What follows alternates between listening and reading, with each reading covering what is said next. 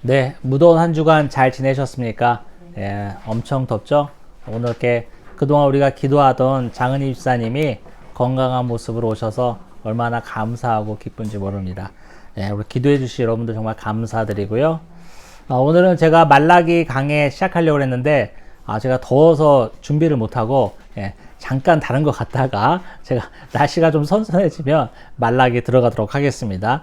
오늘은 우리가 많이 하는 본문이에요. 요한복음 2장입니다. 2장 1절부터 11절까지 한번 한 절씩 읽어볼까요? 요한복음 2장 1절부터 11절까지. 자, 제가 먼저 읽겠습니다. 사흘째 되던 날 갈릴리 가나에 혼례가 있어 예수의 어머니도 거기 계시고 예수와 그 제자들도 혼례의 청함을 받았더니 포도주가 떨어진지라 예수의 어머니가 예수에게 이르되 저들에게 포도주가 없다 하니 예수께서 이르시되 여자여 나와 무슨 상관이 있나이까 내 때가 아직 이르지 아니하나이다. 그의 어머니가 하인들에게 이르되 너에게 무슨 말씀을 하시든지 그대로 하라 하니라.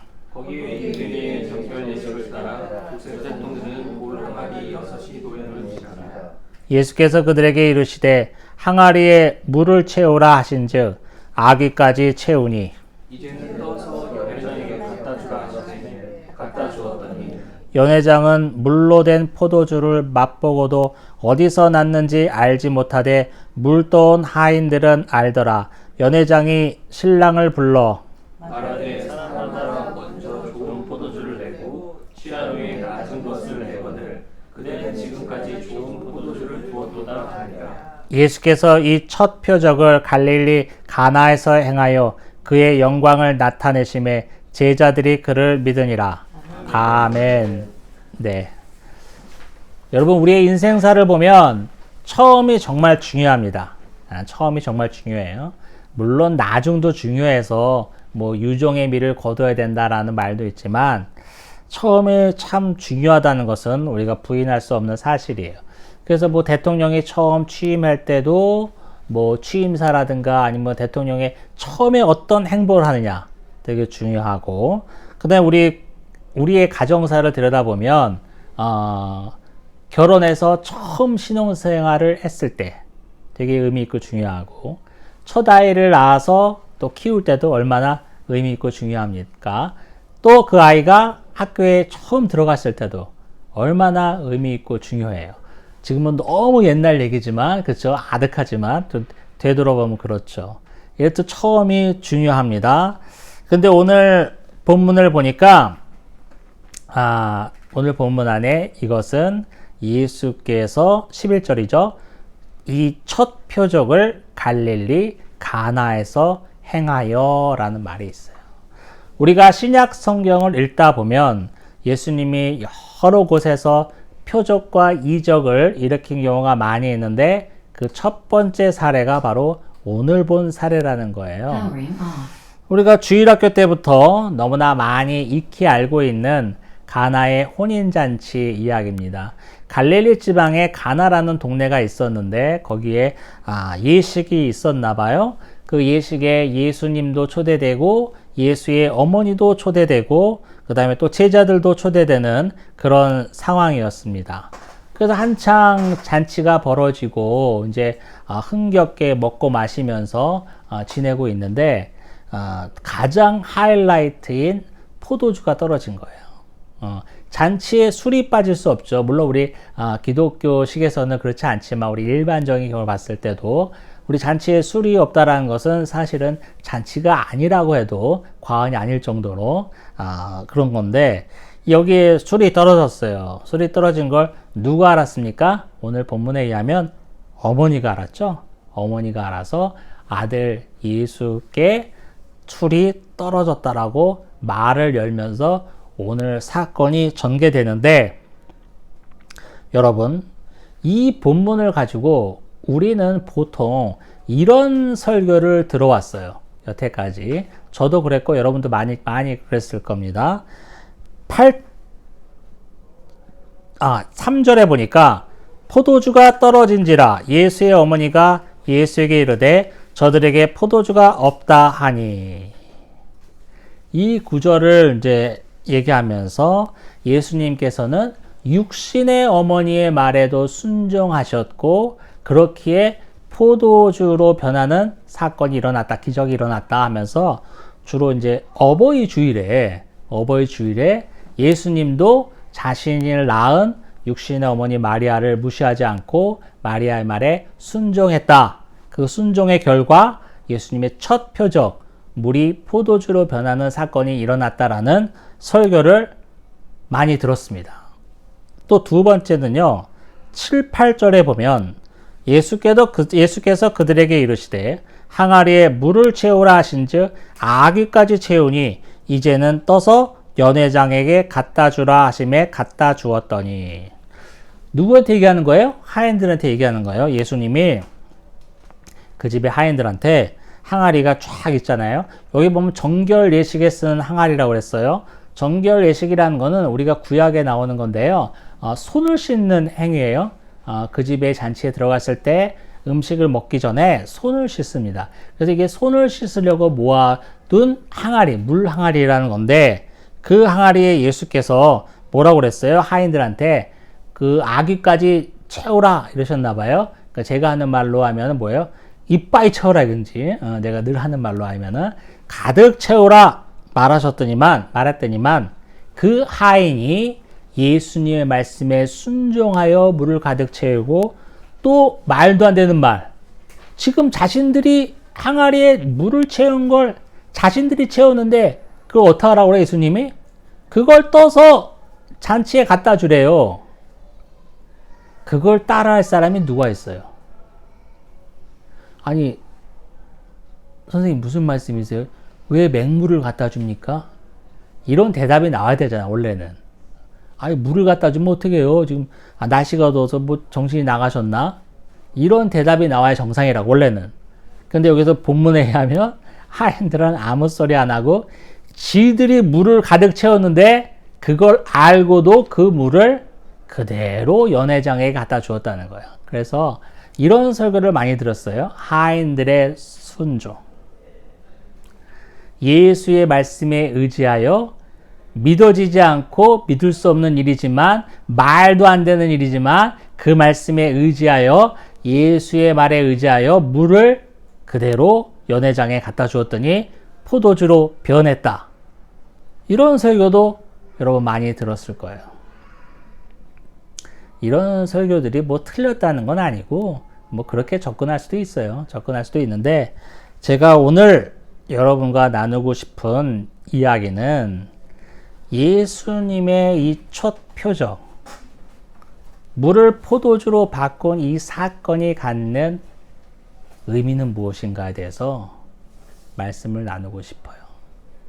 부모님께 순종하라는 것인가? 아니면 말도 안 되는 일이지만 이성적으로는 받아들일 수 없지만 예수의 말씀에 의하여 맹물을 그냥 갖다 줘야 되는 것인가? 도대체 포도주로 바뀌는 이 사건의 의미는 그것도 예수님의 첫 표적이라는 문구가 정확하게 달려있는 예수님의 첫 표적의 의미는 무엇일까? 하나씩 살펴보도록 하겠습니다.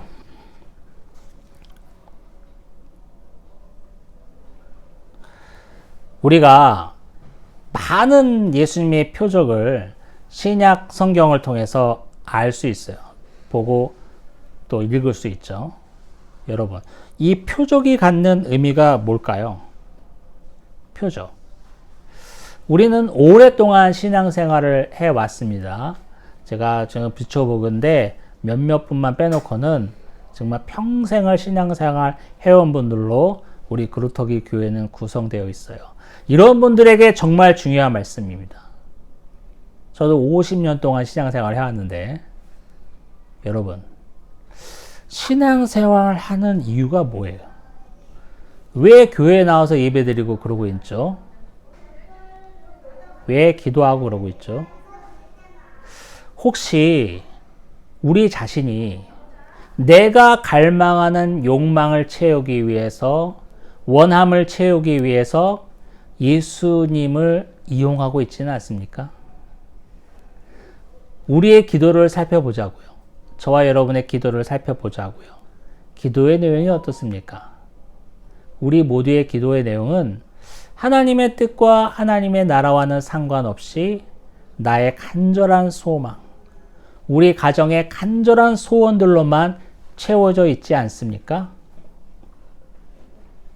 우리 스스로가 예수님을 그냥 우리의 원함이나 바람이나 소망을 이루게 하는, 이룰 수 있는 요술램프 지니와 같은 존재로 전락시키고 있지 않을까요?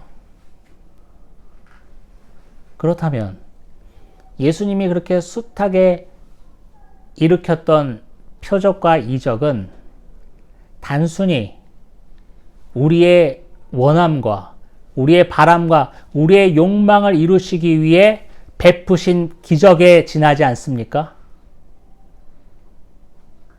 딱 들어도 그건 아닌 것 같죠? 그럼 예수님의 표적의 의미는 뭘까요?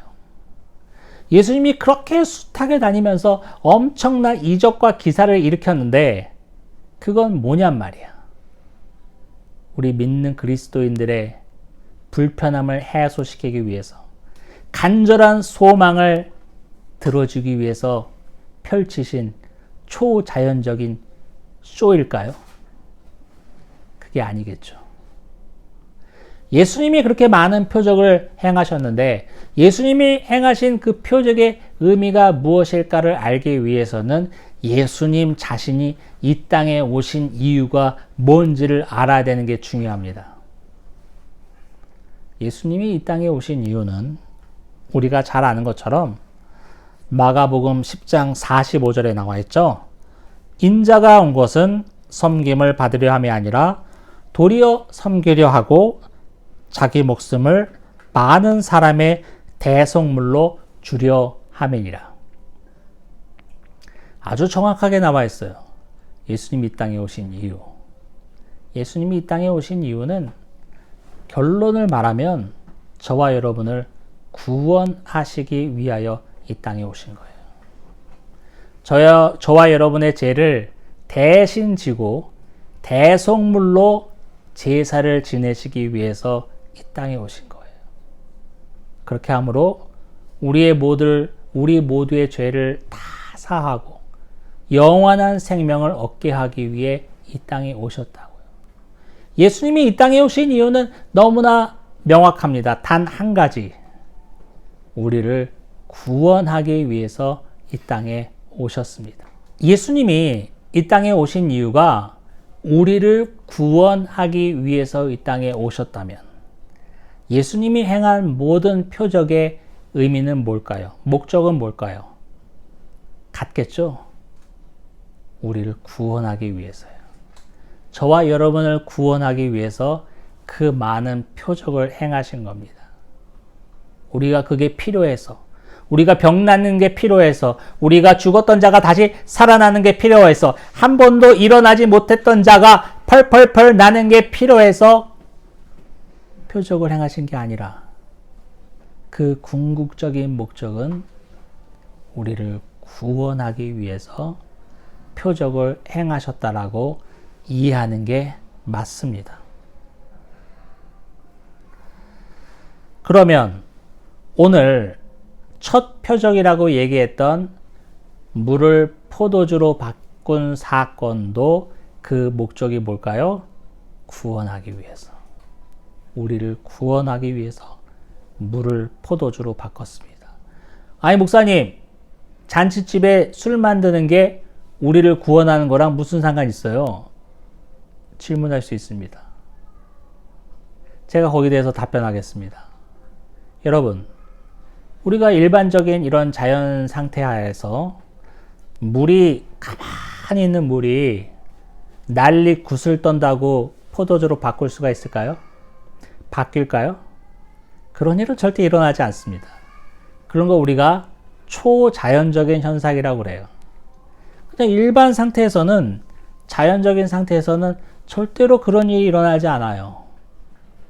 전 세계의 무당에 들고 날고 떠도, 작두를 타고 먼 난리를 쳐도 절대 그런 일이 일어나지 않아요. 그런데 그 일이 오늘 이 잔치집에서 일어났어요. 이건 뭘 의미할까요?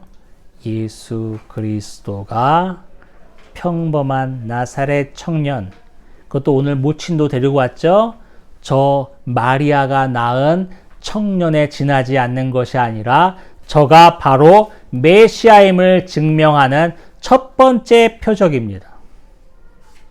구약에서 그토록 강조하고 예고되었던 메시아. 메시아는 어떤 존재죠? 자기 백성을 구원할 존재가 바로 메시아예요. 그래서 구약에서는 그토록 유대인들이, 이스라엘 사람들이 메시아를 갈망했습니다. 바벨론 포로 생활을 하면서, 아수르 포로 생활을 하면서 우리를 구원할 메시아는 오실 것이다. 이렇게 몇백 년 동안 우리가 종살이 하면서 우리 유대인이, 이스라엘이 끝나지 않을 것이다. 이 메시아는 언제 오는가?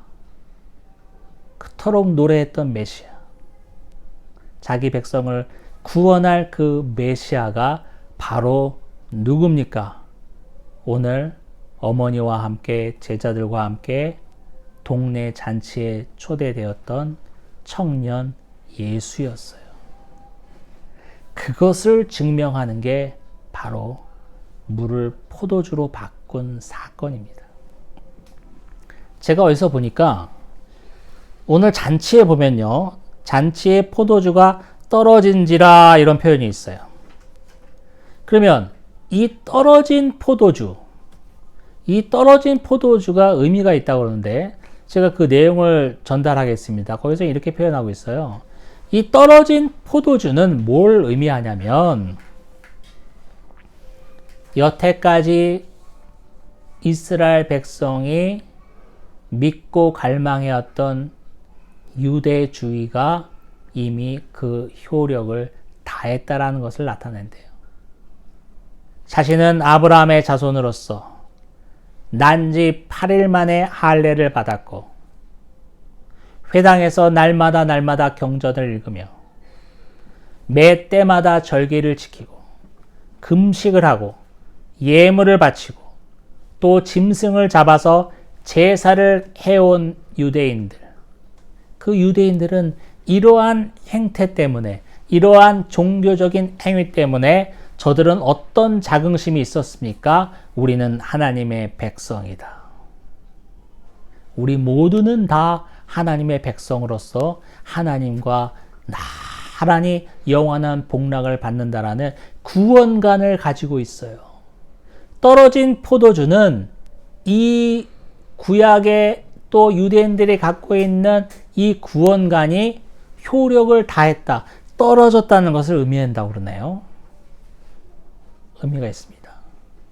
그러면 예수 그리스도는 물을 포도주로 바꾸셨잖아요. 옛 포도주는 다 떨어졌고 효력을 다했지만 예수님은 새로운 포도주를 만드신 거예요. 새로운 포도주는 무엇일까요? 우리가 암만 짐승을 잡아 제사를 드리고 암만 절기를 찾아서 지키고 금식을 하고 경전을 읽어도 그것으로는 구원을 받을 수 없고 효력을 다했기 때문에 오직 예수 그리스도의 보혈의 피로만이 우리가 구원을 받는다라는 새로운 포도주의 시대를 연 것이라고 볼 수 있는 것입니다. 저와 여러분은 아주 오랫동안 신앙생활을 해왔습니다. 그래서 너무 익숙해. 그리고 너무 자연스러워. 그래서 어떤 일이 벌어지죠? 우리의 신앙생활에, 종교생활에 그 의미가 너무 없어졌어요. 그냥 늘 하던 대로 예배에 오고 늘 하던 대로 헌금을 드리고 늘 하던 대로 찬양을 하며 늘 하던 대로 기도를 할 뿐이에요. 마치 떨어진 포도주처럼 이제 효력을 다한 이스라엘 백성들이 갖고 있던 구원관처럼 이렇게 짐승을 바치고 제사를 드리면 내 죄가 사해지겠지. 난지 8일 만에 할례를 받은 나니까 나는 당연히 하나님 나라에 들어가는 자겠지. 절기를 때마다 지킨 우리 가족이니까 우리 가족은 당연히 구원을 받겠지라고 여기는 이스라엘 백성이 갖고 있던 구원관이 우리에게 이미 가득 차 있습니다. 그들과 우리가 다를 게 뭐가 있어요? 예수님이 새로운 포도주의 시대를 열었다는 것은 짐승을 날마다 잡아서 제사를 드리는 것이 아니라 예수 그리스도께서 친히 제물이 되어 소와 양과 같은 제물이 되어 드리심으로 그 영원한 속죄제로 우리가 구원받는 거 아닙니까? 히브리서 기자가 노래한 구절이 있죠. 저렇게 양과 소와 염소로도 우리 죄가 사해지거늘 하나님의 아들 하나님이신 예수 그리스도가 제물이 되어 제사를 드린 이 십자가의 공로로 어떻게 우리가 죄사함을 받지 못하겠는가? 씻지 못할 죄가 어디 있겠는가? 그 히브리서 기자의 이야기가 갑자기 생각납니다. 우리는 새로운 포도주 시대에 살고 있는 거예요. 낡아 빠진, 형식적으로 변한, 너무나 익숙한 우리의 삶의 일부분이 되어버린 그런 행위로 구원받는 것이 아니라 나 같은 죄인이 이렇게 면을 들고 예배당에 올 수 있는 것은 예수 그리스도께서 나의 죄를 다 대신 지고 죽으심으로 이루신 그 의로 내가 구원받았구나. 차마 고개를 들고 예배당에 들어올 수 없는 존재인데 감히 고개를 들고 하나님을 아빠, 아버지라고 부르면서 올 수 있는 그 은혜가 내게 임했구나라는 그 감격으로 무릎을 꿇는 자만이 새 포도주 시대에 맞는 성도인 것입니다. 오늘 마지막에 뭐라고 나와 있죠? 이 현상, 이 사건을 통해서 11절에 예수께서 이 표적을 갈릴리 가나에서 행하여 그의 영광을 나타내심에 제자들이 그를 어떻게 했다고요? 믿으니라. 예수님의 표적의 의미는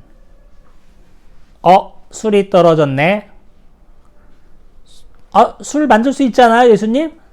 술 만들어 주세요. 이러면서 먹고 마시면서 즐거워했더라라고 끝나는 것이 아니라 이 표적을 통해서 예수 그리스도가 메시아이심이 증명됨에 영광이 임하고 제자들이 예수 그리스도를 메시아로 믿기 시작되는 거예요. 저분이 메시아일 수도 있겠는데 라는 작은 믿음이 시작되는 거예요. 제가 오늘 결론을 맺겠습니다. 오늘 말씀을 통해서 우리가 적용해야 할 점은 뭐냐면 때가 임박했다는 것입니다. 아니 목사님 갑자기 왜 때가 임박합니까? 예수님의 첫 표적이라면서요. 그럼 이제 시작되는 거 아니에요? 아니에요. 포도주가 떨어졌다는 사실은 이미 잔치가 거의 끝나간다는 얘기예요. 잔치를 준비하면서 술을 넉넉하게 준비하지 않을 리가 없습니다. 이 정도면 되겠지라고 아주 넉넉하게 술을 준비했을 거예요. 근데 그렇게 준비했던 술이 떨어졌다는 것은 이미 잔치가 오래됐어요. 이제 끝날 때가 다 됐다는 거예요. 여러분, 우리도 마찬가지입니다. 이제 잔치가 끝나가요. 잔치가 끝나면 어떤 일이 벌어집니까? 심판이 있을 뿐입니다.